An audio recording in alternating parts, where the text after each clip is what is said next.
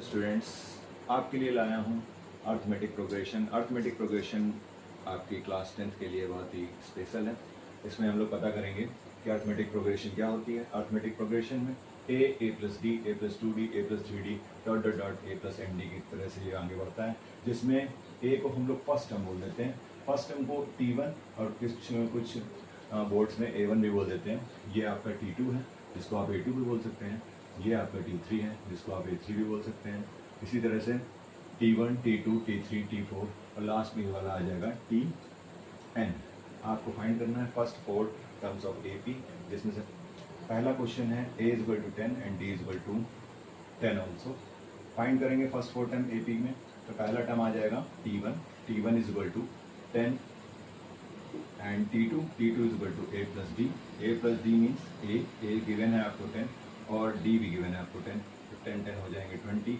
इस तरह से T3 फाइंड करेंगे। T3 हो जाएगा A plus 2D means A की वैल्यू आपको गिवन है 10 और यहाँ पर ही प्लस 2 इंटू D की वैल्यू भी आपको गिवन है 10, तो यहाँ पर आ जाएगा 10 प्लस 20 इज इक्वल टू 30। तो अल्टीमेटली 30 आ गया। ऐसे ही आप इसका फोर्थ टर्म भी फाइंड कर सकते हैं, A प्लस 3D। तो A प्लस 3D से आप फाइंड करेंगे 10 plus 3 into 10 is equal to 10 plus 30, it means 40। UP board में इसको T1, T2, T3 और T4 बोल देते हैं और ISC बोर्ड में इसको A1, A2, A3 and A4 बोल देते हैं। तो इसमें आपको फाइंड करना है तो फर्स्ट 4 टर्म्स। इसी तरह से नेक्स्ट क्वेश्चन है question number 2।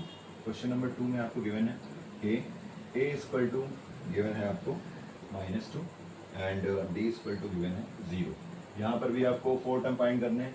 4 term, 5 term, 6 term, 1 term, 2 term कुछ भी फाइंड कर सकते हैं। हमेशा यही फॉर्मूला अप्लाई होगा first term, second term, third term, fourth term के लिए। तो यहाँ पर हम लोग जब फर्स्ट टर्म फाइंड करेंगे तो फर्स्ट टर्म हो जाएगा A प्लस D। तो फर्स्ट टर्म तो A ही है, तो A को डायरेक्टली आप -2 लिख सकते हैं।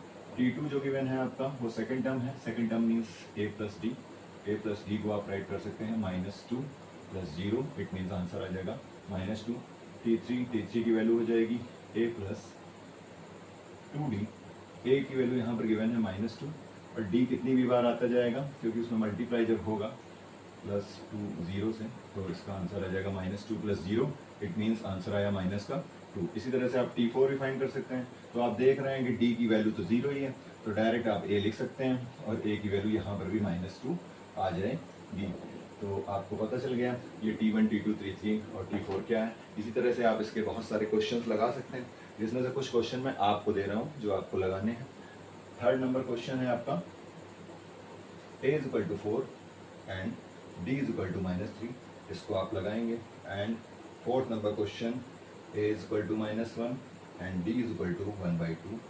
एंड फिफ्थ नंबर क्वेश्चन है A is equal to -1.2 and D is equal to -0.25। इन क्वेश्चनों में भी सेम करना है आपको। इसी तरह से A और D गिवन है, यहाँ पर आप रखिए फर्स्ट टर्म में A निकल आएगा, फर्स्ट टर्म तो सेम रहेगा। जब सेकंड टर्म में फाइंड करेंगे A प्लस D, यानी कि आप 4 में से इसको माइनस कर देंगे। है तो प्लस लेकिन माइनस होगा, तो 4 - D is equal to 1। A plus 2D find करेंगे तो एक बार A फिर 2 में D का मल्टीप्लाई कर देंगे लाइक दिस।